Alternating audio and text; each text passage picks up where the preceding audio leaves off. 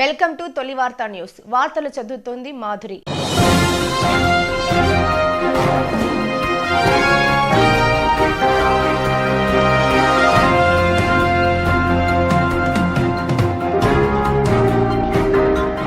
Welcome to తొలి వార్త.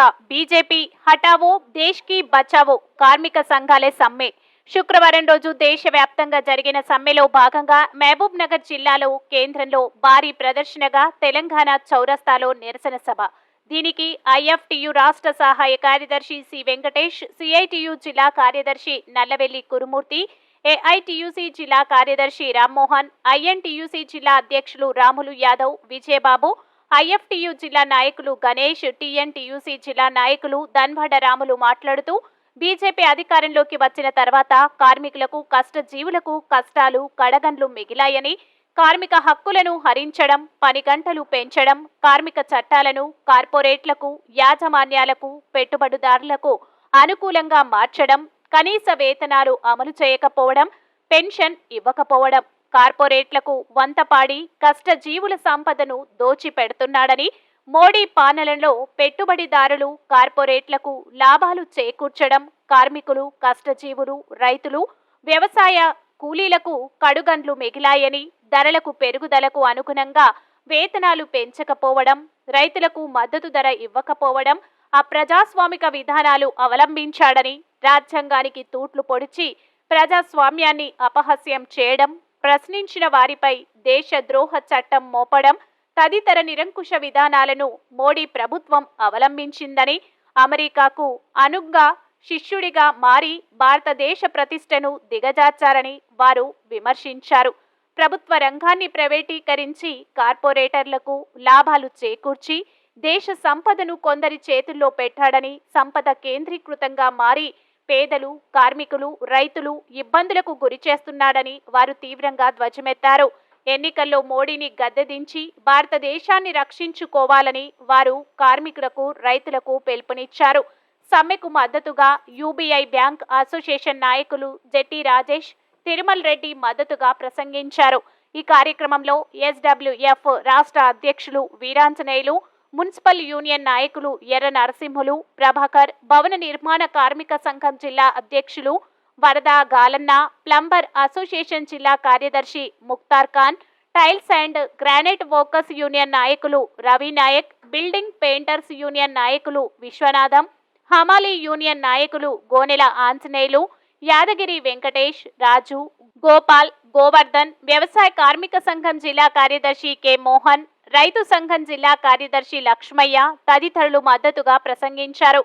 గ్రామ పంచాయతీ యూనియన్ జిల్లా కార్యదర్శి వెంకటేష్ గౌడ్, భువన నిర్మాణ కార్మిక సంఘం పట్టణ అధ్యక్షులు పడాల వెంకటయ్య, వరద లక్ష్మయ్య, సిఐటియు జిల్లా కోశాధికారి చంద్రకాంత్, పట్టణ నాయకులు రాజ్ కుమార్, ఐఎఫ్టియు జిల్లా కోశాధికారి గణేష్, బాలు, వెంకట్, రాములు, హనుమంతు, ఆశా వర్కర్స్ సీనియర్ నాయకులు పద్మ, మధ్యాహ్న భోజన సంఘ నాయకురాలు ఖైరునిషా, సిద్ధమ్మ, అంగన్వాడీ యూనియన్ నాయకులు నర్సమ్మ, రాధమ్మ తదితరులు పాల్గొన్నారు.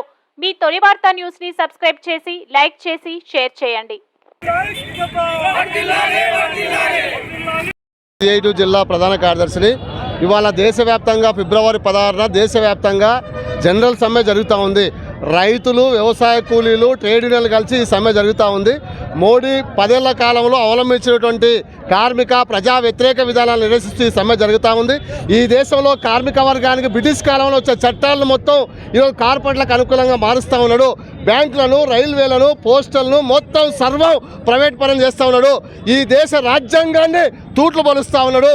కార్మిక చట్టాలను 44 కార్మిక చట్టాలను 4 కోట్లుగా మార్చి కార్మికులను బానిసలుగా, యాజమానులకు తొత్తులుగా మారుస్తూ ఉన్న మోడీ విధానం వ్యతిరేకంగా ఈ సమ్మె జరుగుతూ ఉంది.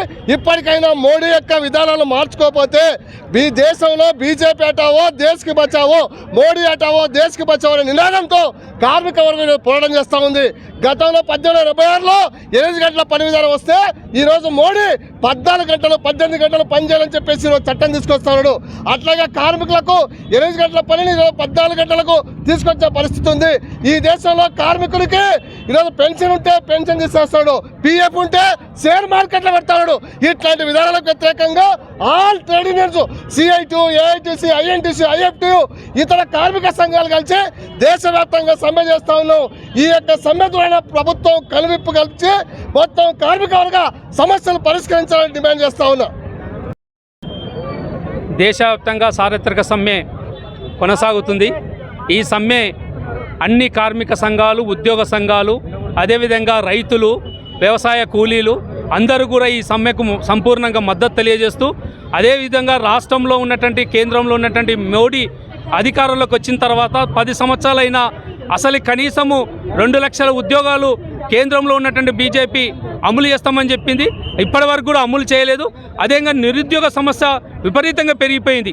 నిజంగా నిత్యావసర వస్తువుల ధరలు విపరీతంగా పెరిగిపోయాయి. నిజంగా మామూలు పేదవాడు బతకడానికి కూడా కష్టమైపోతుంది. కార్మిక చట్టాలను పూర్తిగా నిర్వీర్యం చేసేసినటువంటి పరిస్థితి కేంద్రంలో ఉన్నటువంటి బీజేపీ. ఈరోజు బీజేపీని మేము ఈరోజు కార్మిక సంఘాలన్నీ కూడా ఒక ఐక్యమయ్యి ఈరోజు సమ్మెను, దేశవ్యాప్తంగా సమ్మెను పిలుపునివ్వడం జరిగింది.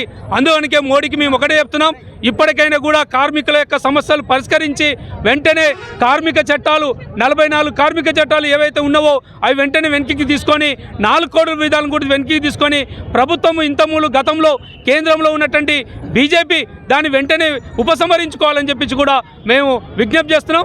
అంతేకాకుండా ఈరోజు గ్రామీణ ప్రాంతాల్లో ఉన్నటువంటి గ్రామ పంచాయతీ వర్కర్స్ కానీ, అంగన్వాడీలు కానీ, ఆశా వర్కర్లు కానీ, స్కీమ్ వర్కర్స్ మొత్తంలో పూర్తిగా నిర్వీర్యం చేసేటువంటి పరిస్థితి ఉంది. అందువరకే కేంద్రంలో ఉన్నటువంటి బీజేపీని ఈరోజు అధికారంలో 3వసారి అధికారం కోసం కానీ పాకులాడుతున్నాడు. అందువనకే కార్మిక సంఘాలు ఈరోజు బీజేపీని రానియకుండా ప్రత్యామ్నాయంగా ఉన్నటువంటి లౌకిక ప్రజాస్వామ్య ఉన్నటువంటి ప్రభుత్వాన్ని తీసుకొని వచ్చి కార్మికులకు న్యాయంగా చేస్తామని చెప్పి కూడా కార్మిక సంఘాలు భావించుకుంటున్నాయి. అందువరకే ఈరోజు దేశవ్యాప్త సమ్మెకు కార్మికులు, ప్రజలు, కర్షకులు అందరూ కూడా సంపూర్ణంగా మద్దతు ఉంటున్నారని చెప్పి కోరుకుంటూ కార్మిక సంఘాల తరఫు నుంచి మేము అందరికీ శుభాకాంక్షలు తెలియజేస్తూ ఇంతతో ముగిస్తున్నాం.